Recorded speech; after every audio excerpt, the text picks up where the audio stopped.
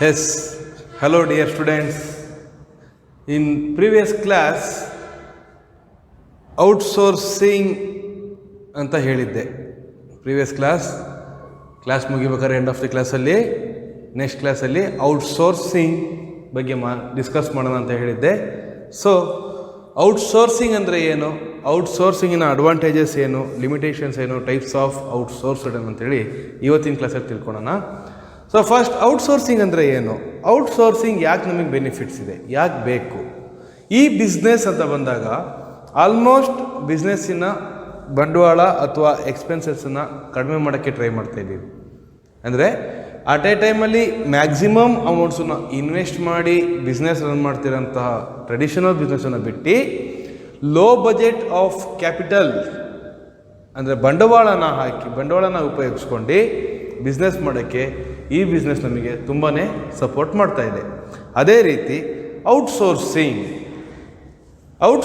ಅಂದರೆ ಏನು, it is a business practice in which a company hires a third party to perform task, handle operations or provide services for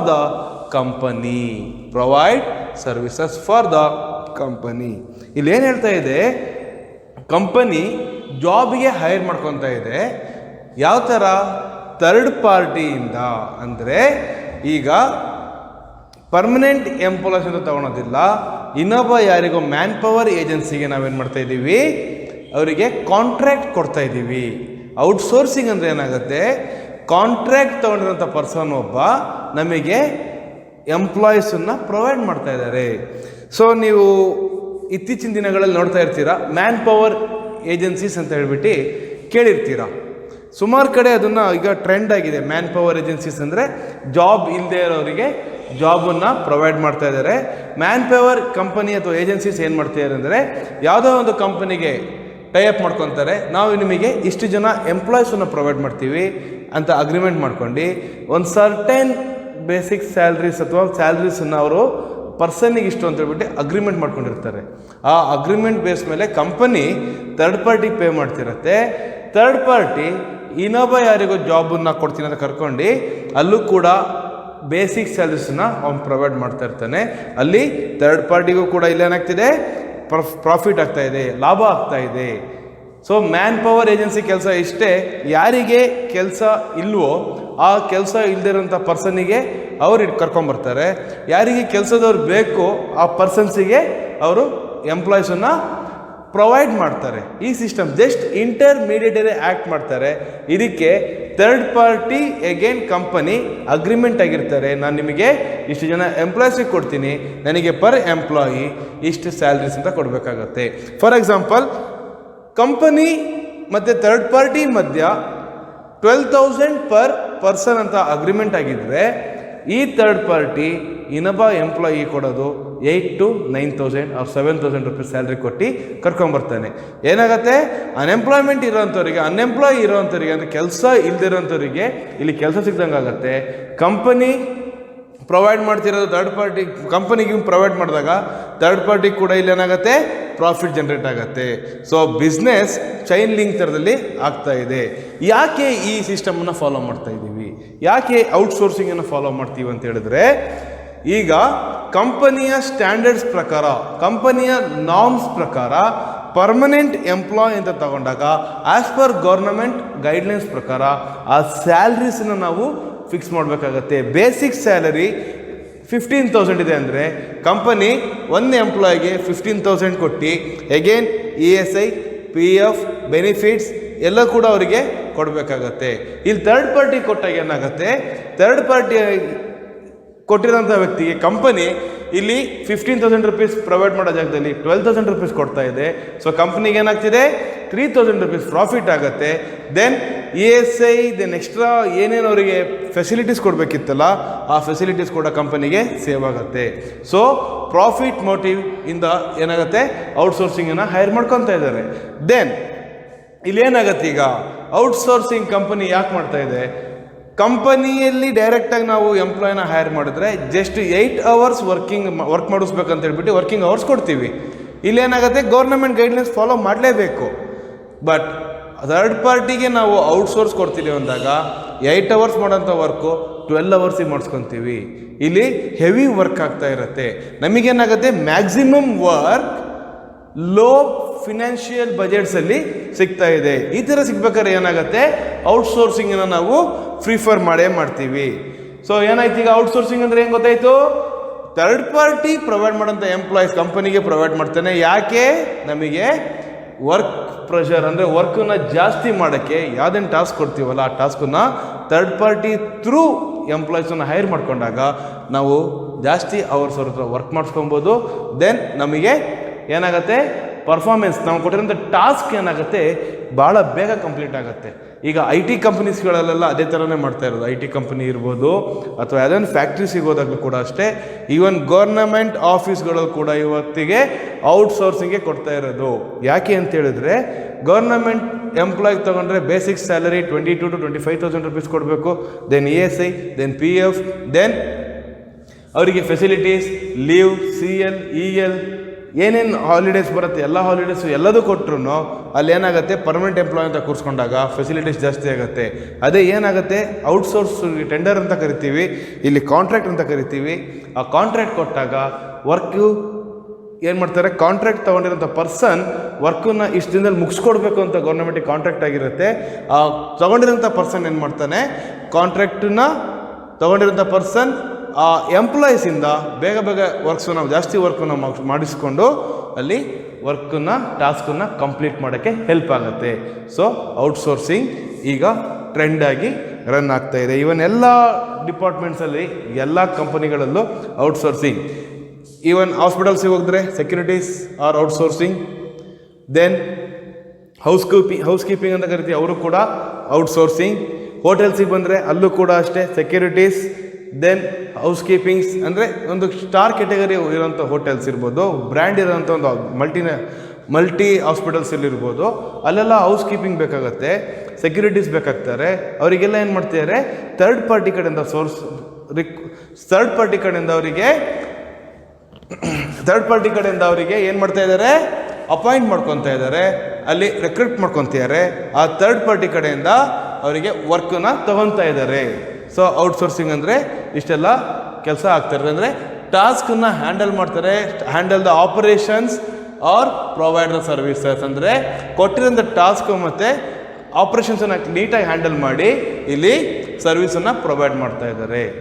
next ಇದರ advantages ಏನು, ಒಂದು ಕಡೆ outsourcing ತೊಗೊತಾ ಇದ್ದೀವಿ ಅಂತ ಹೇಳಿದಾಗ ಅದಕ್ಕೆ advantages and limitations is nothing but disadvantages. So advantages ಅಂತ ಬಂದಾಗ ಫಸ್ಟು ರಿಡಕ್ಷನ್ ಇನ್ ಕಾಸ್ಟ್. ಆಗಲೇ ಹೇಳಿದೆ ನಿಮಗೆ, ರಿಡಕ್ಷನ್ ಇನ್ ಕಾಸ್ಟ್ ಅಂದರೆ ಈಗ ಕಂಪನಿ ಡೈರೆಕ್ಟಾಗಿ ಎಂಪ್ಲಾಯ್ ತೊಗೊಂಡ್ರೆ ನಮಗೇನಾಗುತ್ತೆ, ಸ್ಯಾಲ್ರಿ ನಾವು ಜಾಸ್ತಿ ಕೊಡಬೇಕು, ಫೆಸಿಲಿಟೀಸ್ ಕೊಡಬೇಕು. ಇಲ್ಲೇನಾಯಿತು, ಸ್ಯಾಲ್ರಿ ಕಡಿಮೆ, ದೆನ್ ಫೆಸಿಲಿಟೀಸ್ ಇಲ್ಲ. ಸೊ ನನ್ನ ಖರ್ಚನ್ನು ಕಡಿಮೆ ಮಾಡ್ಕೊತಾ ಇದ್ದೀನಿ. ಖರ್ಚನ್ನು ಕಡಿಮೆ ಮಾಡ್ಕೊಳೋದಕ್ಕೆ ರಿಡಕ್ಷನ್ ಇನ್ ಕಾಸ್ಟ್ ಅಂತ ಕರಿತೀವಿ. Then helps to avoid labour problem. ಏನಾಗಿದೆ, helps to avoid labour problem ಅಂದರೆ ಇದು ಔಟ್ಸೋರ್ಸಿಂಗ್. ಕೆಲವರಿಗೆ ಕಂಪನಿಲಿ ಎಲ್ಲರಿಗೂ ಕೆಲಸಕ್ಕೆ ಹೈರ್ ಮಾಡ್ಕೊಳಕ್ಕೆ ಆಗೋದಿಲ್ಲ. ಅವಾಗೇನು ಮಾಡ್ತೀವಿ ನಾವು, ಔಟ್ಸೋರ್ಸ್ ಕೊಟ್ಟಾಗ ಎಲ್ಲೆಲ್ಲಿದ್ದಾರೋ ಒಬ್ಬರಿಂದ ಒಬ್ರು ಲಿಂಕಿಗೆ ಕೆಲಸ ಇಲ್ದರಿಗೂ ಕೂಡ ಕೆಲಸ ಸಿಗತ್ತೆ. ಸೊ ಕಂಪನಿಯಲ್ಲಿ ನಾನು 10 ಜನಕ್ಕೆ ತೊಗೊತಾ ಇದ್ದೀನಿ ಅಂದರೆ ಇನ್ನೂ 10 ಜನಕ್ಕೆ ಔಟ್ಸೋರ್ಸ್ ಕೊಡ್ತಾ ಇದ್ದೀನಿ ಅಂದರೆ ಕೆಲವರು ಎಸಿಟೇಟ್ ಮಾಡ್ತಾರೆ. ಕಂಪನಿಗೆ ಇಂಟರ್ವ್ಯೂ ಹೋದರೆ ನನಗೆ ಜಾಬ್ ಸಿಗುತ್ತೋ ಇಲ್ವೋ, ಹೋಗಿದ ತಕ್ಷಣ ನನಗೆ ಜಾಬ್ ಆಗುತ್ತೋ ಇಲ್ವೋ ಅಂತ ಎಸಿಟೇಷನ್ಸ್ ತುಂಬ ಇರುತ್ತೆ. ಇನ್ನು ಕೆಲವರಿಗೆ ಏನಾಗುತ್ತೆ, ಕೆಲಸ ನೀಡಿರುತ್ತೆ. So manpower agency through ಏನಾಗುತ್ತೆ, ಲೇಬರ್ಸ್ನ ಹೈರ್ ಮಾಡ್ಕೊತಾರೆ. ಯಾವಾಗ ಲೇಬರ್ಸ್ ಹೈರ್ ಆಗ್ತಾ ಹೋಗ್ತಾರೆ ಅವಾಗ ಲೇಬರ್ ಪ್ರಾಬ್ಲಮ್ ಕಡಿಮೆ ಆಗುತ್ತೆ. ಈಗ ಸೆಕ್ಯೂರಿಟೀಸ್, ಹೌಸ್ ಕೀಪಿಂಗ್ ಅಂತ ಹೇಳಿದೆ ನಿಮಗೆ, ಅವ್ರಿಗೇನು qualification, that much of qualification not necessary, right? ಅಂಥ ಕ್ವಾಲಿಫಿಕೇಷನ್ ಏನು ಬೇಡ. ಅವಾಗ ಅವ್ರೇನು ಮಾಡ್ತಾರೆ, ಥರ್ಡ್ ಪಾರ್ಟಿ ಅಂದರೆ ಮ್ಯಾನ್ ಪವರ್ ಏಜೆನ್ಸೀಸ್ ಹತ್ರ ಹೋಗ್ಬಿಟ್ಟು ರಿಕ್ವೆಸ್ಟ್ ಮಾಡ್ಕೊತಾರೆ, ನನಗೆ ಜಾಬ್ ಬೇಕು ಅಂತೇಳಿ. ಒಬ್ಬ ಜಾಬ್ ಕೊಟ್ಟಾಗ ಆ ಪರ್ಸನಿನ ಇನ್ನೊಬ್ಬ ರಿಲೇಷನ್ ಇರ್ಬೋದು, ಇನ್ನೊಬ್ಬ ಫ್ರೆಂಡ್ ಇರ್ಬೋದು, ಅವನವರಿಗೆ ರೆಫರ್ ಮಾಡ್ತಾರೆ, ಬಾ ನಮ್ಮ ಕಂಪ್ನಿಲಿ ನಿನಗೂ ಕೂಡ ಜಾಬ್ ಕೊಡಿಸ್ತೀನಿ. ಆ ಜಾಬ್ ಏನಾಗುತ್ತೆ, ಲೇಬರ್ ಪ್ರಾಬ್ಲಮ್ಸನ್ನು ಕಡಿಮೆ ಮಾಡ್ತಾ ಬರುತ್ತೆ. Next, benefits of latest developments. Outsourcing ಯಾವ ಥರ ಹೆಲ್ಪ್ ಮಾಡುತ್ತೆ, ಲೇಟೆಸ್ಟ್ ಏನಾದ್ರು ಡೆವಲಪ್ಮೆಂಟ್ಸ್ ಇತ್ತಂದರೆ ಔಟ್ಸೋರ್ಸಿಂಗ್ ನಮಗೆ ಹೆಲ್ಪ್ ಮಾಡುತ್ತೆ. ಲೇಟೆಸ್ಟ್ ಡೆವಲಪ್ಮೆಂಟ್ಸ್ ಅಂತ ಏನಿರ್ಬೋದು, ಗೌರ್ನಮೆಂಟಿನ ಡೆವಲಪ್ಮೆಂಟ್ಸ್ ಇರ್ಬೋದು ಅಥವಾ ಕಂಪನಿ ಡೆವಲಪ್ಮೆಂಟ್ಸ್ ಇರ್ಬೋದು.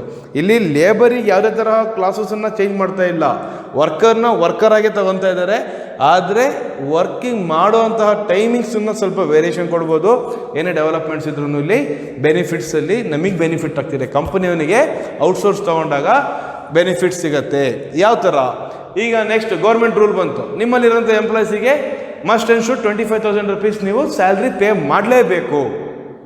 ಅವಾಗ ನಾನೇನು ಮಾಡ್ತೀನಿ, ನನ್ನ ಹತ್ರ ಇರೋ ಪರ್ಮನೆಂಟ್ ಎಂಪ್ಲಾಯೀಸಿಗೆ ನಾನು 10 ಮೆಂಬರ್ಸ್ ಇದ್ದರೆ 10 ಮೆಂಬರ್ಸಿಗೆ 25,000 rupees ಪೇ ಮಾಡ್ತೀನಿ. I am ready to pay 25,000 for our company employees. But 10 members extra ಅಂತ ಏನು ತೊಗೊಂಡಿದ್ದೀನಲ್ಲ ಔಟ್ಸೋರ್ಸಿಂಗಲ್ಲಿ, ಅವರು ನನ್ನ ಕಂಪನಿಯಲ್ಲಿ ಯಾವುದೇ ಥರ ಟಚ್ ಇರೋದಿಲ್ಲ. They are working for our company only, but they are working through third party. So ನನಗಲ್ಲಿ ಬೆನಿಫಿಟ್ ಇದೆ, benefits of latest development. Next limitations is nothing but disadvantages. So first limitation, confidentiality ಅಂದರೆ ಏನಾಗುತ್ತೆ, ನಾನು third ಪಾರ್ಟಿಯಿಂದ ಯಾವುದೋ ಒಂದು outsource ಎಂಪ್ಲಾಯಿನ ತೊಗೊತಾ ಇದ್ದೀನಿ ಅಂದರೆ ನನ್ನ ಕಂಪನಿಲಿರೋಂಥ ಸೀಕ್ರೆಟ್ಸನ್ನು ಸಮ್ಟೈಮ್ಸ್ ಹೊರಗಡೆ ಹೋಗೋ ಸಾಧ್ಯತೆ ಇರುತ್ತೆ, ಚಾನ್ಸಸ್ ಇರುತ್ತೆ. ಕಾನ್ಫಿಡೆನ್ಷಿಯಲಿಟಿ ಅಂದರೆ ನಾವು ಕಾನ್ಫಿಡೆನ್ಸಾಗಿ ಇಟ್ಟಿರೋಂಥ ಒಂದು ಸೋರ್ಸು ಕೆಲವೊಂದ್ಸಲಿ ಹೊರಗೆ ಹೋಗೋ ಸಾಧ್ಯತೆ ಇರುತ್ತೆ. ಏನಾಗುತ್ತೆ, ಥರ್ಡ್ ಪಾರ್ಟಿಲಿ ವರ್ಕ್ ಮಾಡ್ತಿರೋಂಥ ಎಂಪ್ಲಾಯ್ ಇಲ್ಲಿಗೆ ಸಂಬಳ ಕಮ್ಮಿ ಇದೆ ಅಂತ ಹೇಳ್ಬಿಟ್ಟು ಇನ್ನೊಂದು ಕಡೆ ಕಂಪ್ನಿಗೆ ಜಾಯ್ನ್ ಆಗ್ತಾನೆ. ಎಲ್ಲಿ ಸ್ಯಾಲ್ರಿ ಜಾಸ್ತಿ ಕೊಡ್ತಾರೋ ಅಲ್ಲಿ ಆಟೋಮೆಟಿಕ್ಕಾಗಿ ಎಂಪ್ಲಾಯೀಸು ಚೇಂಜ್ ಆಗ್ತಾರೆ. ಅದು ಸರ್ವೇ ಸಾಮಾನ್ಯ. ಅದೇ ಥರನೇ ಇಲ್ಲೇನಾಗುತ್ತೆ, ನನ್ನ ಕಂಪನಿಲಿರುವಂತಹ ಒಂದು ಸೀಕ್ರೆಟ್ಸನ್ನು ನಾನು ಏನು ಮಾಡ್ತೀನಿ, ಬಚ್ಚಿಟ್ಕೊಂಡಿರ್ತೀನಿ. ಆದರೆ ಆ ಸೀಕ್ರೆಟ್ಸು ಕೆಲವೊಂದ್ಸಲಿ ಹೊರಗಡೆ ಹೋಗೋ ಸಾಧ್ಯತೆ ಇರುತ್ತೆ. So confidential is very very important. ಔಟ್ಸೋರ್ಸಿಂಗಿಂದ ಆಗುವಂಥ ಡಿಸ್ಅಡ್ವಾಂಟೇಜ್ ಏನು, ಸೀಕ್ರೆಟ್ಸನ್ನು ಹೊರಗಡೆ ಹೋಗೋ ಸಾಧ್ಯತೆ ಇರುತ್ತೆ. ದೆನ್ ಸ್ವೆಟ್ ಶಾಪಿಂಗ್ ಅಂದರೆ ಸ್ವೆಟ್ ಅಂದರೆ ಬೆವರು, ಶಾಪಿಂಗ್ ಅಂದರೆ ಏನು, ವರ್ಕನ್ನು ತೊಗೊತಾ ಇದ್ದೀವಿ. ಇಲ್ಲಿ ಏನಾಗುತ್ತೆ, ಕೆಲವೊಂದ್ಸಲಿ ಹೊರಗಡೆ ಕಾನ್ಫಿಡೆನ್ಷಿಯಲಿಟಿ ಹೊರಗಡೆ ಹೋಯ್ತು, ಸೀಕ್ರೆಟ್ಸ್ ಹೊರಗಡೆ ಹೋಯ್ತು ಅಂದರೆ ನನಗೊಂದೊಂದ್ಸಲಿ ಸ್ವೆಟ್ ಶಾಪಿಂಗ್ ಕೂಡ ಆಗೋ ಸಾಧ್ಯತೆ ಇರುತ್ತೆ ಕಂಪನಿಗೆ. ಯಾವ ಥರ, ಬೆವರು ಅಂದರೆ ಜಾಸ್ತಿ ವರ್ಕ್ಸನ್ನು ಮಾಡಿಸ್ತಾ ಇದ್ದೀವಿ ಎಂಪ್ಲಾಯೀಸಿಂದ, ಅದು ಕೂಡ ಎಂಪ್ಲಾಯೀಸಿಗೆ ಲಿಮಿಟೇಷನ್ಸ್ ಆಗಿರುತ್ತೆ. ಏನಾಗುತ್ತೆ, 8 hours ವರ್ಕ್ ಮಾಡೋಂಥ ಒಂದು ಸಿಸ್ಟಮನ್ನು 12 hours ತಂದಿದ್ದೀನಿ ಅಂದರೆ ಅದು ಸ್ವೆಟ್ ಶಾಪಿಂಗ್ ಅಂತ ಹೇಳ್ಬಿಟ್ಟು ಕರಿತೀವಿ. Then protest in home country ಅಂದಾಗ ನಾವು ಯಾವಾಗ ಔಟ್ಸೋರ್ಸಿಂಗ್ ತೊಗೊತೀವಿ, ನಮ್ಮಲ್ಲಿರುವಂತಹ ಎಂಪ್ಲಾಯೀಸ್ ಏನು ಮಾಡ್ತಾರೆ, ವರ್ಕ್ ಮಾಡೋಕ್ಕೆ ಆಟೋಮೆಟಿಕ್ಕಾಗಿ ಕಡಿಮೆ ಮಾಡ್ತಾ ಹೋಗ್ತಾರೆ. ಅಂದರೆ ಸೋಂಬೇರಿತನ ತೊಗೊತಾ ಹೋಗ್ತಾರೆ. ಯಾಕೆ, ಅವ್ರು ಜಾಸ್ತಿ ವರ್ಕ್ ಮಾಡ್ತಾರೆ, ಮಾಡಲಿ, ನಾನು ಯಾಕೆ ಮಾಡೋಣ. ಕೆಲವೊಂದ್ಸಲಿ ಎಲ್ಲ ಎಂಪ್ಲಾಯೀಸಿಗೆ ಏನಾಗುತ್ತೆ, ಬೆನಿಫಿಟ್ಸ್ ಬೇಕು ಅಂತಾಗಿರುತ್ತೆ. ಆ ಬೆನಿಫಿಟ್ಸನ್ನು ತೊಗೊಬೇಕಾದ್ರೆ ಇಲ್ಲಿ ಔಟ್ಸೋರ್ಸ್ ತೊಗೊತಾ ಇದ್ದೀವಿ. ಔಟ್ಸೋರ್ಸ್ ತೊಗೊಂಡಾಗ ಏನಾಗುತ್ತೆ, ಅಲ್ಲಿರುವಂತಹ ಒಂದು ಎಂಪ್ಲಾಯೀಸಿಗೆ ಮತ್ತು ಥರ್ಡ್ ಪಾರ್ಟಿ ಎಂಪ್ಲಾಯೀಸಿಗೂ ಅಂಡರ್ಸ್ಟ್ಯಾಂಡಿಂಗ್ಸ್ ಬರೋದಿಲ್ಲ. ಅಲ್ಲಿ ಕಾನ್ಫ್ಲಿಕ್ಟ್ಸ್ ಆಗ್ತಿರುತ್ತೆ, ಜಗಳ ಆಗೋ ಸಾಧ್ಯತೆ ಇರುತ್ತೆ. ನಾನು ಅನ್ನೋದೊಂದು ಅಹಂ ಇರುತ್ತೆ, ನಾನು ಪರ್ಮನೆಂಟ್ ಎಂಪ್ಲಾಯ್ ಅಂತ ಇರುತ್ತೆ, ಅಲ್ಲಿ ಟೆಂಪ್ರವರಿ ಎಂಪ್ಲಾಯ್ ಅಂತ ಇರುತ್ತೆ. ಸಮ್ಟೈಮ್ಸ್ ಇಲ್ಲೇನಾಗುತ್ತೆ, ಕೋರ್ ಆ್ಯಂಡ್ ನಾನ್ ಕೋರ್ ಅಂತ ಕರಿತೀವಿ. ಕೋರ್ ಅಂತ ತೊಗೊಂಡಾಗ ಏನಾಗುತ್ತೆ, ಇಲ್ಲಿ ಡೈರೆಕ್ಟಾಗಿ ಕಸ್ಟಮರಿಗೆ ಮೀಟ್ ಮಾಡೋಂಥ ಒಂದು ಸಿಸ್ಟಮಿಗೆ ಕೋರ್ ಸಿಸ್ಟಮ್ ಅಂತ ಕರಿತೀವಿ. ಕೆಲವೊಂದ್ಸಲ ಏನು ಮಾಡ್ತೀವಿ, ಡೈರೆಕ್ಟಾಗಿ ಕಸ್ಟಮರ್ ಮೀಟ್ ಮಾಡಲ್ಲ, ಇಂಡೈರೆಕ್ಟಾಗಿ ಕಸ್ಟಮರ್ ಮೀಟ್ ಮಾಡ್ತಿರ್ತೀವಿ. ಆ ಸಿಸ್ಟಮಿಗೆ ನಾನ್ ಕೋರ್ ಅಂತ ಕರಿತೀವಿ.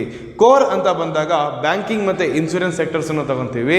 ನಾನ್ ಕೋರ್ ಅಂತ ತೊಗೊಂಡಾಗ IT ಸೆಕ್ಟರ್ಸ್ ತೊಗೊತೀವಿ. ಓಕೆ, ಸೊ ನಾನ್ ಕೋರ್ ಮತ್ತು ಕೋರಲ್ಲಿ ಏನಾಯಿತು, ಬ್ಯಾಂಕಿಂಗಲ್ಲಿ ಏನಾಗುತ್ತೆ, ಕಸ್ಟಮರ್ಸ್ ಅಥವಾ ಬ್ಯಾಂಕಿಗೆ ಬರೋಂತಹ ಒಂದು ಏನು ಕಸ್ಟಮರ್ಸು ಅಮೌಂಟನ್ನು ಪೇ ಮಾಡೋಕ್ಕೆ ಬರ್ಬೋದು, ಲೋನ್ಸ್ ತೊಗೊಳಕ್ಕೆ ಬರ್ಬೋದು, ಅಥವಾ ಬೇರೆ ಕ್ವೈರೀಸಿಗೆ ಬರ್ಬೋದು. ಫೇಸ್ ಟು ಫೇಸ್ ನಾವೇನು ಮಾಡ್ತೀವಿ, ಇಲ್ಲಿ ಫಿಸಿಕಲ್ ಪ್ರೆಸೆನ್ಸ್ ಆಗಿ ಫೇಸ್ ಟು ಫೇಸಲ್ಲಿ ನಾವು ಡಿಸ್ಕಷನ್ಸನ್ನು ಮಾಡ್ತೀವಿ. ಆ ಡಿಸ್ಕಷನ್ಸ್ ಮಾಡೋದಕ್ಕೆ ಕೋರ್ ಸಿಸ್ಟಮ್ ಅಂತ ಕರಿತೀವಿ. ನಾನ್ ಕೋರ್ ಅಂತ ಬಂದಾಗ IT ಕಂಪನೀಸ್ ನಾವೇನು ಕಸ್ಟಮರ್ ಕೇರಿಗೆಲ್ಲ ಕಾಲ್ ಮಾಡ್ತೀವಲ್ಲ, ಅದು ನಾನ್ ಕೋರ್. ಅಲ್ಲಿ ಯಾವ ಕಸ್ಟಮರ್ ಕೇರಲ್ಲಿ ಯಾವ ಪರ್ಸನ್ ಗೊತ್ತಿರೋದು ಗೊತ್ತಿಲ್ಲ. ಅಲ್ಲಿ ಏನಾಗುತ್ತೆ, ಜಸ್ಟ್ ನಾವು ಅವರ ನೇಮ್ ಕೇಳ್ತಾ ಇದ್ದೀವಿ. They are also asking our name, ನಮ್ಮ ನೇಮನ್ನು ಕೇಳ್ತಿದ್ದಾರೆ. ಯಾರು ನಾವು ಅವರ ಫೇಸ್ ನೋಡೋಕ್ಕೆ ಸಾಧ್ಯ ಇರೋದಿಲ್ಲ. ಅದು ನಾನ್ ಕೋರ್ ಸಿಸ್ಟಮ್ಸಲ್ಲಿ ಬರುತ್ತೆ. ಎಥಿಕಲ್ ಕನ್ಸರ್ನ್ ಅಂತ ಬಂದಾಗ, ಎಥಿಕಲ್ ಅಂದರೆ ನೈತಿಕತೆ, ಅಥವಾ ಇಲ್ಲಿ ಒಂದು ನಿಜ ಒಳ್ಳೆಯ ಒಂದು ಸಂಸ್ಕಾರ ಇಟ್ಕೊಂಡು ಒಂದು ಒಳ್ಳೆಯ ನೈತಿಕತೆ ಅಂತ ಕರಿತೀವಿ. ಆ ನೈತಿಕತೆಯಲ್ಲಿ ನಾವು ಕನ್ಸರ್ನ್ಸನ್ನು ಫಾಲೋ ಮಾಡಬೇಕಾಗತ್ತೆ. ಯಾವಾಗ ಕೆಲವೊಂದ್ಸಲಿ ಪ್ರಾಬ್ಲಮ್ ಆಯಿತು, ಎಂಪ್ಲಾಯೀಸಿಗೆ ಏನೋ ಒಂದು ಪ್ರಾಬ್ಲಮ್ ಆಯಿತು ಅಂದಾಗ ನಾವೇನು ಮಾಡ್ತೀವಿ, ನಮ್ಮ ಕಡೆಯಿಂದ ಅದನ್ನು ಲಿಮಿಟೇಷನ್ಸ್ ಆಗಿ ಕೂಡ ಕನ್ಸರ್ನ್ ತೊಗೊತೀವಿ. ಅದು ನಮಗೆ ಲಿಮಿಟೇಷನ್ ಆಗಿ ಕನ್ವರ್ಟ್ ಆಗುತ್ತೆ. ಕೆಲವೊಂದ್ಸಲಿ ಸ್ಟ್ರೈಕ್ಸ್ ಆಗುತ್ತೆ, ಪರ್ಮನೆಂಟ್ ಮಾಡಬೇಕಾಗತ್ತೆ. ಟೆಂಪ್ರರಿ ಎಂಪ್ಲಾಯೀಸನ್ನು ಪರ್ಮನೆಂಟ್ ಮಾಡಿ ಅಂತ ಬರುತ್ತೆ. ಪರ್ಮನೆಂಟ್ ಮಾಡ್ಕೊಂಡಾಗ ಅದು ನಮಗೆ ಎಥಿಕಲ್ ಕನ್ಸರ್ನ್ ಲಿಮಿಟೇಷನ್ ಆಗಿ ಪರಿವರ್ತನೆ ಆಗುತ್ತೆ. Next, types of outsourced services. ಯಾವ್ಯಾವ ಟೈಪ್ಸಲ್ಲಿ ಔಟ್ಸೋರ್ಸಿಂಗ್ ಸರ್ವಿಸಸ್ ಆಗುತ್ತೆ? ಇಲ್ಲಿ ನಮಗೆ ಔಟ್ಸೋರ್ಸಿಂಗ್ ಅಂತ ಹೇಳಿದಾಗ ಥರ್ಡ್ ಪಾರ್ಟಿಯಿಂದ ಎಂಪ್ಲಾಯೀಸನ್ನ ಹೈರ್ ಮಾಡ್ತಾ ಇದೀವಿ ಅಂತ ತಿಳ್ಕೊಂಡಿದ್ದೀವಿ. ಯಾವ್ಯಾವ ಸೆಕ್ಟರ್ಸಲ್ಲಿ ನಮಗೆ ವರ್ಕ್ ಆಗುತ್ತೆ, ಯಾವ್ಯಾವ ಸೆಕ್ಟರ್ಸಲ್ಲಿ ಔಟ್ಸೋರ್ಸಿಂಗ್ ಸರ್ವಿಸಸ್ ತಗೊತೀವಿ? So first one, financial services.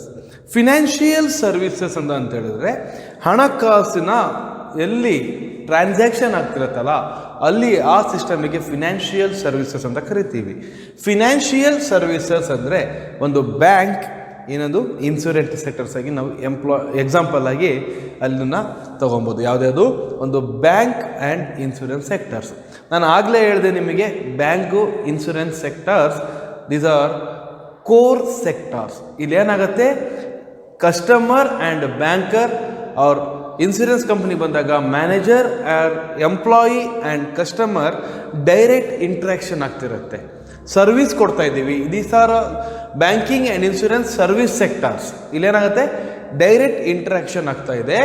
So financial services ಏನು ಮಾಡ್ತೀವಿ, ಔಟ್ಸೋರ್ಸಿಂಗ್ ತೊಗೊತೀವಿ. ಯಾವ ಥರ, ಎಲ್ಲಿ ತೊಗೊತೀವಿ? ಎಕ್ಸಾಂಪಲ್ ಅಂತ ಹೇಳ್ಬೇಕಂದ್ರೆ ಇನ್ಶೂರೆನ್ಸಿಗೆ ಬರೋಣ. ಇನ್ಶೂರೆನ್ಸ್ ಫಿನಾನ್ಷಿಯಲ್ ಸರ್ವಿಸಸ್ ಇರುತ್ತೆ. ಯಾಕೆ ಅಂತ ಹೇಳಿದ್ರೆ ಅಲ್ಲಿ ಲೇವಾದೇವಿ ವ್ಯವಹಾರ ನಡೆಯುತ್ತೆ, ಅಂದರೆ ಹಣಕಾಸಿನ ವ್ಯವಹಾರ ನಡೆಯುತ್ತೆ. ಸೊ ಅದಕ್ಕೆ ಇನ್ಶೂರೆನ್ಸ್ ಸರ್ವಿಸ್ ಅಂತ ಕರಿತೀವಿ. ಯಾವುದು? ಇನ್ಶೂರೆನ್ಸು ಫಿನಾನ್ಷಿಯಲ್ ಸರ್ವಿಸಸ್ ಅಂತ ಕರಿತೀವಿ. ಇಲ್ಲಿ ಇನ್ಶೂರೆನ್ಸ್ ಅಂತ ತಗೊಂಡಾಗ according to IRDA act, IRDA ಅಂದರೆ ಇನ್ಶೂರೆನ್ಸ್ ರೆಗ್ಯುಲೇಟರಿ ಡೆವಲಪ್ಮೆಂಟ್ ಅಥಾರಿಟಿ ಅಂತ ಏನಿದೆಯಲ್ಲ, ಅಲ್ಲಿ ಸೆಕೆಂಡ್ PUC ಪಾಸ್ ಆಗಿರೋಂತಹ ವ್ಯಕ್ತಿಗಳು, ಅಂದರೆ ಎಬೋ 18 ಇಯರ್ಸ್ ಏಜ್ ಲಿಮಿಟನ್ನು ಕ್ರಾಸ್ ಮಾಡಿರೋಂಥ ವ್ಯಕ್ತಿಗಳು, ಸೆಕೆಂಡ್ PUC ಪಾಸ್ ಆಗಿರೋಂಥ ವ್ಯಕ್ತಿಗಳು ಏಜೆಂಟಾಗಿ ವರ್ಕ್ ಮಾಡ್ಬೋದು. ಏಜೆಂಟ್ ಅಂದರೆ ಯಾವ ಥರ? IRDA ಅದರದ್ದೇ ಆದಂಥ ಒಂದು ಎಕ್ಸಾಮನ್ನು ಕಂಡಕ್ಟ್ ಮಾಡುತ್ತೆ. ಆ ಎಕ್ಸಾಮನ್ನು ಪಾಸ್ ಮಾಡಿದರೆ ಆ ಒಂದು ಕಂಪನಿ ಯಾರು ಹೈರ್ ಮಾಡೋಕ್ಕೆ ರೆಡಿಯಾಗಿರ್ತಾರಲ್ಲ ಆ ಒಂದು ಕಂಪನಿ ಆ ಪರ್ಸನಿಗೆ ಏಜೆಂಟಾಗಿ ತೊಗೊಬೋದು. ಅಂದರೆ ಏಜೆಂಟ್ ಅಂದರೆ ಯಾವ ಥರ? ಇನ್ಶೂರೆನ್ಸ್ ಕಂಪನಿಯ ಯಾವ ಕಂಪನಿ ಅವನಿಗೆ ಹೈರ್ ಮಾಡಿರುತ್ತಲ್ಲ ಆ ಕಂಪನಿಯಲ್ಲಿ ಪ್ರೊವೈಡ್, ಅಂದರೆ ಆ ಕಂಪನಿಯಲ್ಲಿ ಸಿಗುವಂತಹ ಒಂದು ಇನ್ಶೂರೆನ್ಸ್ ಪ್ಯಾಕೇಜನ್ನು ಇನ್ನೊಂದು ಕಸ್ಟಮರಿಗೆ ಎಕ್ಸ್ಪ್ಲೇನ್ ಮಾಡೋಕ್ಕೆ ರೈಟ್ ಸಿಗತ್ತೆ. ಅವರಿಗೆ ಎಕ್ಸ್ಪ್ಲೇನ್ ಮಾಡಿ ಅವರಿಗೆ ಪಾಲಿಸಿನ ತರ್ಬೋದು. ಅಂದರೆ ಈ ಪರ್ಸನಿಗೆ, ಏಜೆಂಟಿಗೆ ಯಾವುದೇ ತರಹ ಸ್ಯಾಲ್ರಿ ಇರೋದಿಲ್ಲ. ಅವರಿಗೆ ಕಮಿಷನ್ ಬೇಸಿಸಲ್ಲಿ ಏಜೆಂಟನ್ನು ಅಪಾಯಿಂಟ್ ಅಥವಾ ರೆಕ್ರೂಟ್ ಮಾಡ್ಕೊತಾರೆ. ಇಲ್ಲೇನಾಯ್ತು, ಈಗ ಥರ್ಡ್ ಪಾರ್ಟಿ ಹೈರಿಂಗ್ ಅಂದರೆ ಔಟ್ಸೋರ್ಸಿಂದ, ಹೊರಗಡೆಯಿಂದ ಬಂದು ನಮ್ಮಲ್ಲಿ ವರ್ಕ್ ಮಾಡ್ತಾ ಇದ್ದಾನೆ. ಎಷ್ಟೋ ಜನ ಬೇರೆ ಕಡೆ ಯಾವುದೋ ಕಂಪ್ನಿಯಿಂದ ವರ್ಕ್ ಮಾಡ್ತಾ ಇರ್ತಾರೆ. ನಿಮಗೆ ಗೊತ್ತಿರುತ್ತೆ, LIC ಅಂತ ಬಂದಿದ ತಕ್ಷಣ, ಲೈಫ್ ಇನ್ಶೂರೆನ್ಸ್ ಕಂಪನಿ ಅಂತ ಬಂದಿದ ತಕ್ಷಣವೇ ಯಾವುದೇ ಒಬ್ಬ ರಿಟೈರ್ಡ್ ಆಗಿರೋಂಥ ಎಂಪ್ಲಾಯ್ ಕೂಡ LIC ಪಾಲಿಸೀಸನ್ನು ಬಂದು ಎಕ್ಸ್ಪ್ಲೇನ್ ಮಾಡ್ತಾ ಇರ್ತಾರೆ ನಮ್ಮ ಹತ್ರ. ಸರ್ ನಾವು ಕೆಲವೊಂದ್ಸಲ ಏನು ಮಾಡ್ತೀವಿ, ಅವ್ರು ಬಂದ್ರಪ್ಪ, LIC ಅವ್ರು ಬಂದರು, ಓಡೋಗ್ಬಿಡೋಣ ಅಂತೀವಿ. ಯಾಕೆಂದರೆ ಕೆಲವೊಂದ್ಸಲ ಇಟ್ಕೊಂಡ್ರೆ ಗಮ್ಮವರು ಬಿಡೋದಿಲ್ಲ. ನಮಗೆ ಪಾಲಿಸಿ ಬೇಕು ಅಂತ ಅವರು. ಆ ಟೈಮಲ್ಲಿ ಕೆಲವೊಂದ್ಸಲ ಆಗಿರುತ್ತೆ, ನಮಗೆ ಲೈಫಲ್ಲಿ ಪೇರೆಂಟಿಗೆ ಕೂಡ ಆಗಿರುತ್ತೆ, ಮನೇಲಿ ಮಾತಾಡ್ತಾ ಇರ್ತೀವಿ. ಸೊ ಆ ಏಜೆಂಟನ್ನ ಹೈರ್ ಮಾಡ್ಕೊಂಡಿರೋಂಥ ಕಂಪನಿ ಅದು ಔಟ್ಸೋರ್ಸಲ್ಲಿ ಹೈರ್ ಮಾಡ್ಕೊಂಡಿರುತ್ತೆ. ಈಗ ಬ್ಯಾಂಕಿಂಗ್ ಸೆಕ್ಟರ್ಸಲ್ಲಿ ಯಾವ ಥರ ವರ್ಕ್ ಆಗುತ್ತೆ ಔಟ್ಸೋರ್ಸಿಂಗ್? ಬ್ಯಾಂಕಿಂಗ್ ಸೆಕ್ಟರ್ಸಲ್ಲಿ ಸಮ್ಟೈಮ್ಸ್ ಕಂಪ್ಯೂಟರ್ ಟೆಕ್ನಿಷಿಯನ್ಸನ್ನು ಔಟ್ಸೋರ್ಸಿಂಗ್ ಬೇಸ್ ಮೇಲೆ ತಗೊತಾರೆ. ಕಂಪ್ಯೂಟರ್ ಟೆಕ್ನಿಷಿಯನ್ಸನ್ನ ಏನು ಮಾಡ್ತಾರೆ, ಔಟ್ಸೋರ್ಸಿಂಗ್ ಬೇಸ್ ಮೇಲೆ, ಅಂದರೆ ಅಗ್ರಿಮೆಂಟ್ ಮಾಡ್ಕೊಂಡಿರ್ತಾರೆ. ನನ್ನ ಕಂಪನಿಲಿ ಏನೇ ಕಂಪ್ಯೂಟರ್ ಪ್ರಾಬ್ಲಮ್ ಆದರೆ ಅಥವಾ ಕಂಪ್ಯೂಟರ್ ಆಪ್ರೇಟರ್ಸ್ ಬೇಕಾದರೆ ಏನು ಮಾಡ್ತೀವಿ, ಔಟ್ಸೋರ್ಸಿಂಗಲ್ಲಿ ತೊಗೊತೀವಿ. One thing. ನೆಕ್ಸ್ಟ್, ಬ್ಯಾಂಕಿಂಗ್ ಸೆಕ್ಟರ್ಸಲ್ಲಿ ಏನಾಗುತ್ತೆ, RD ಅಂತ ಕರಿತೀವಿ. ನೀವು ಪೋಸ್ಟ್ ಆಫೀಸಲ್ಲಿ ಕಟ್ಟೋಂಥ RD, ಬ್ಯಾಂಕಲ್ಲಿ ಕಟ್ಟೋಂಥ RD ಎರಡೂ ಒಂದೇ. ಯಾಕಂದರೆ ಯಾವುದೇ ಒಂದು ಫಿನಾನ್ಷಿಯಲ್ ಸರ್ವಿಸಸ್ ಬಂದಾಗ ಬ್ಯಾಂಕಿಂಗ್ ಸೆಕ್ಟರ್ಸ್ RBI ರೂಲ್ ಅಂಡರಲ್ಲಿ, ಗೈಡ್ಲೈನ್ಸ್ ಅಂಡರಲ್ಲಿ ರನ್ ಆಗ್ತಿರುತ್ತೆ. ದೆನ್ ಇನ್ಶೂರೆನ್ಸ್ IRDA ಅಂಡರಲ್ಲಿ ಆ ಗೈಡ್ಲೈನ್ಸಲ್ಲಿ ರನ್ ಆಗ್ತಾ ಇರುತ್ತೆ.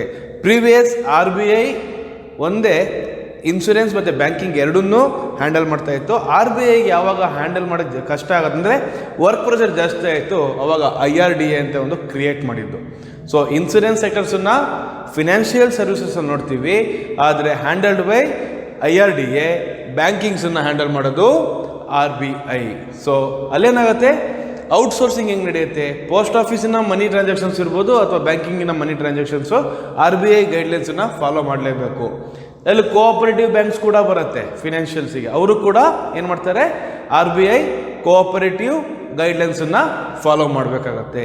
ಸೊ ಇಲ್ಲಿ ರಿಕರಿಂಗ್ ಡೆಪಾಸಿಟ್ ಅಂತ ಕರಿತೀವಿ, RD. ಮನೇಲಿ ಕಟ್ತಾ ಇರ್ತಾರೆ, ಕೆಲವ್ರ ಮನೇಲಿ ಅಮ್ಮ ಕಟ್ತಾ ಇರ್ತಾರೆ, ಮಂತ್ಲಿ ಒನ್ಸ್ ಯಾರೋ ಒಬ್ಬ ಏಜೆಂಟ್ ಬಂದು ಕಲೆಕ್ಟ್ ಮಾಡ್ಕೊಂಡು RD ದುಡ್ಡನ್ನು ಕಲೆಕ್ಟ್ ಮಾಡ್ಕೊಂಡು ಹೋಗ್ತಾರೆ. ಕೆಲವರು ಪಿಗ್ಮಿ ರೂಪದಲ್ಲಿ ಡೈಲಿ ಅಮೌಂಟನ್ನು ಪೇ ಮಾಡ್ತಾ ಇರ್ತಾರೆ, ಶಾಪ್ಸ್ ಇದ್ದರೆ ಅಥವಾ ಮನೆ ಹತ್ರ ಕೆಲವರು ಪಿಗ್ಮಿನ ಕಟ್ತಾ ಇರ್ತೀವಿ. ಪಿಗ್ಮಿ ಅಂದರೆ ಡೈಲಿ ಅಮೌಂಟನ್ನು ಡೆಪಾಸಿಟ್ ಮಾಡ್ತಾ ಇರ್ತೀವಿ ಬ್ಯಾಂಕಲ್ಲಿ. ಸೊ ಅದೊಂದು 6 ಮಂತ್ಸಿಗೋ 1 ಇಯರಿಗೋ ವಿತ್ಡ್ರಾ ಮಾಡ್ಕೊಬೋದು. RDನೂ ಅಷ್ಟೇ, ಮ್ಯಾಚುರಿಟಿ ಪೀರಿಯಡ್ ಯಾವಾಗಿರುತ್ತೋ ಆ ಪೀರಿಯಡಿಗೆ ನಾವು ವಿತ್ ಇಂಟ್ರೆಸ್ಟನ್ನು ನಾವು ವಿತ್ಡ್ರಾ ಮಾಡ್ಕೊತೀವಿ. ಇಲ್ಲಿ RD ಏಜೆಂಟ್ ಅಂದರೆ ರಿಕರೆಂಟ್ ಡೆಪಾಸಿಟ್ ಏಜೆಂಟ್ ಇರ್ಬೋದು ಅಥವಾ ಪಿಗ್ಮಿ ಏಜೆಂಟ್ ಇರ್ಬೋದು, ಇವರಿಗೆ ಯಾವುದೇ ತರಹ ಒಂದು ಸ್ಯಾಲ್ರಿ ಇರೋದಿಲ್ಲ.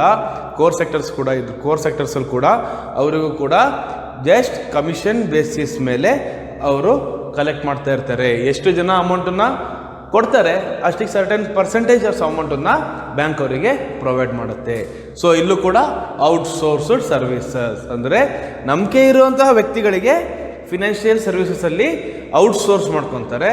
ಅಲ್ಲಿ ಸ್ಯಾಲ್ರಿ ಕೊಡೋದಿಲ್ಲ ಅವರಿಗೆ, ಏನಾಗುತ್ತೆ ಅವರಿಗೆ ಕಮಿಷನ್ ಬೇಸಿಸ್ ಮೇಲೆ ಅವರಿಗೆ ಮನಿನ ಪೇಮೆಂಟ್ ಮಾಡ್ತಾರೆ. ಸೊ ಅವರು ಯಾವುದೇ ಕಾರಣಕ್ಕೂ ಪರ್ಮನೆಂಟ್ ಎಂಪ್ಲಾಯೀಸ್ ಅಲ್ಲ. ಇವತ್ತು ಬೇಕಾದ್ರೆ ಮಾಡ್ಬೋದು, ನಾಳೆ ಅವ್ರಿಗೇನೂ ಕಲೆಕ್ಷನ್ಸ್ ಆಗಿಲ್ಲ ಅಂದರೆ ಯಾವುದೇ ಥರ ಅಮೌಂಟ್ ಬರೋದಿಲ್ಲ. ಪರ್ಮನೆಂಟ್ ಎಂಪ್ಲಾಯೀಸ್ ಇದ್ರೆ ಏನಾಗುತ್ತೆ, ಫಿಕ್ಸ್ಡ್ ಸ್ಯಾಲ್ರಿ ಇರುತ್ತೆ, ಇವ್ರಿಗೆ ಫಿಕ್ಸ್ಡ್ ಸ್ಯಾಲ್ರಿ ಇರೋದಿಲ್ಲ. ಇವರೆಷ್ಟು ಡೆಪಾಸಿಟ್ಸ್ ತರ್ತಾರೆ ಅದ್ರ ಬೇಸ್ ಮೇಲೆ ಅವರಿಗೆ ಕಮಿಷನ್ಸನ್ನು ಪ್ರೊವೈಡ್ ಆಗ್ತಾ ಇರುತ್ತೆ. Next advertising services.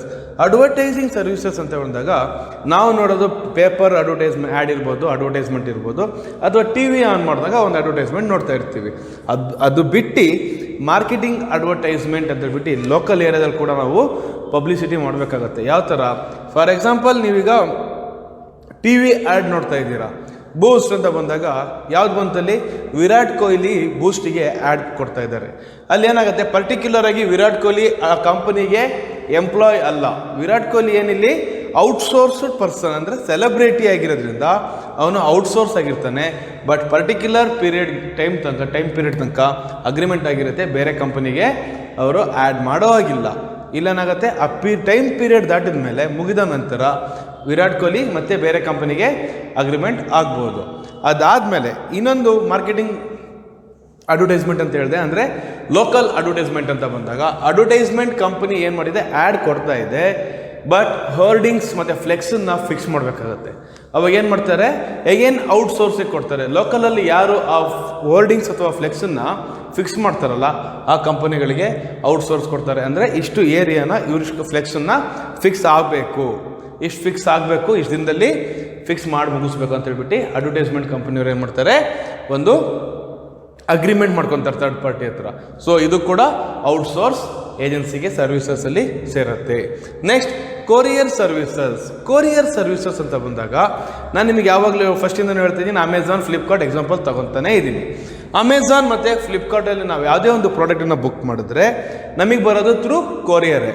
ಈ ಕಂಪನಿಯವ್ರು ಏನು ಮಾಡ್ಯಾರ ಅಂದರೆ, ಯಾವುದೇ ಒಂದು ಕಂಪನಿಗೆ ಅಗ್ರಿಮೆಂಟ್ ಮಾಡ್ಕೊಂಡಿರ್ತಾರೆ, ನಮ್ಮಲ್ಲಿ ಬರೋಂಥ ಪ್ರಾಡಕ್ಟ್ಸನ್ನು ಕಂಪನಿಯಿಂದ ಪಿಕ್ ಮಾಡಿ ಕಸ್ಟಮರಿಗೆ ಡೆಲಿವರ್ ಕೊಡೋ ತನಕ ಅವ್ರದ್ದೇ ಕೆಲಸ ಆಗಿರುತ್ತೆ. ಅದಕ್ಕೆ ಸರ್ಟೈನ್ ಅಮೌಂಟನ್ನು ಫಿಕ್ಸ್ ಮಾಡಿರ್ತಾರೆ, ಒಂದು ಬಾಕ್ಸಿಗೆ ಇಷ್ಟು, ಒಂದು ಸರ್ವಿಸಿಗೆ ಇಷ್ಟು ಅಂತ ಹೇಳ್ಬಿಟ್ಟು ಆ ಕಂಪನಿಯವರು ಫಿಕ್ಸ್ ಮಾಡಿರ್ತಾರೆ.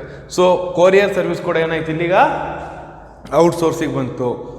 ಯಾವುದೇ ಒಂದು ಫ್ಲಿಪ್ಕಾರ್ಟ್ ಅಥವಾ ಯಾವುದೇ ಒಂದು ಅಮೆಝಾನ್ ಕಂಪನಿ ಅವ್ರದ್ದೇ ಆದಂಥ ಒಂದು ಕೊರಿಯರ್ ಸರ್ವಿಸನ್ನು ಓಪನ್ ಮಾಡಿಲ್ಲ. ಕೊರಿಯರ್ ಸರ್ವಿಸಸನ್ನು ಹೊರಗಡೆಯಿಂದ ಔಟ್ಸೋರ್ಸ್ ಮಾಡಿದ್ದಾರೆ. ಸರ್ವಿಸನ್ನು ಪ್ರೊವೈಡ್ ಮಾಡಬೇಕು ಯಾರು, ಕೊರಿಯರ್ ಸರ್ವಿಸಸ್ ಅವರು ಯಾವ ಕಂಪನಿಗೆ ಅಗ್ರಿಮೆಂಟ್ ಮಾಡ್ಕೊಂಡಿರ್ತಾರಲ್ಲ ಅಲ್ಲಿ ಸರ್ವಿಸ್ ಪ್ರೊವೈಡ್ ಮಾಡಬೇಕು. Customer support services. Next customer services ಅಥವಾ ಸಪೋರ್ಟ್ ಸರ್ವಿಸಸ್ ಅಂತ ಕರಿತೀವಿ. ಇಲ್ಲಿ ಕಸ್ಟಮರ್ಸ್ ಕೇರ್ ಅಂತ ಕೇಳಿರ್ತೀವಿ. ಕಸ್ಟಮರ್ ಕೇರ್ ಅಂದರೆ ಏನು, ನಮಗೆ ಈಸಿಯಾಗಿ ಎಕ್ಸಾಂಪಲ್ ಗೊತ್ತಾಗೋದು ಯಾವುದು, ಸಿಮ್ ಕಾರ್ಡಿನ ಕಸ್ಟಮರ್ ಕೇರ್. ನಮ್ಮ ಏನು ಮಾಡ್ತೀವಿ, ಸಿಮ್ ಕಾರ್ಡಲ್ಲಿ ಏನೋ ಪ್ರಾಬ್ಲಮ್ ಅಂತ, ನೆಟ್ವರ್ಕ್ ಬಂದಿಲ್ವಾ, ನೆಟ್ ಖಾಲಿ ಆಯಿತಾ, ರೀಚಾರ್ಜ್ ಬೇಕಾ, ಏನು ಆಫರ್ಸ್ ಇದೆ ತಿಳ್ಕೊಬೇಕಂದ್ರೆ ಏನು ಮಾಡ್ತೀವಿ, ಕಸ್ಟಮರ್ ಕೇರಿಗೆ ಕಾಲ್ ಮಾಡ್ತೀವಿ. ಕಸ್ಟಮರ್ ಕೇರಲ್ಲಿ ಕಾಲ್ ಮಾಡಿದಾಗ ಅವ್ರು ಏನು ಮಾಡ್ತೀವಿ, ನಮ್ಮ ಕಂಪ್ಲೇಂಟ್ಸನ್ನು ಅವ್ರು ನಮಗೆ ಸಾಲ್ವ್ ಮಾಡಿಕೊಡ್ತಾರೆ. ಅವ್ರು ಸಾಲ್ವ್ ಮಾಡಿಕೊಟ್ಟಾಗ ಏನಾಗುತ್ತೆ, ನಮಗೆ ಡೀಟೇಲ್ಸ್ ಆಗಿ ಸಾಲ್ವ್ ಸಿಗುತ್ತೆ.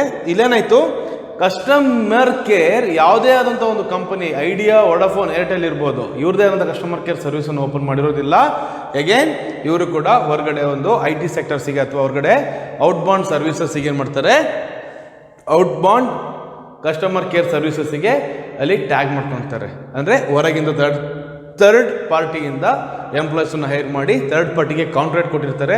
ಅಲ್ಲಿ ಕಾಂಟ್ರಾಕ್ಟಲ್ಲಿ ಏನಾಗುತ್ತೆ, ಕಸ್ಟಮರ್ ಸಪೋರ್ಟ್ ಸರ್ವಿಸಸ್ಸಿಗೆ ಹೆಲ್ಪ್ ಮಾಡ್ತಾ ಇರುತ್ತೆ. So these are all the types of outsourced services and outsourcing advantages and limitations. Thank you.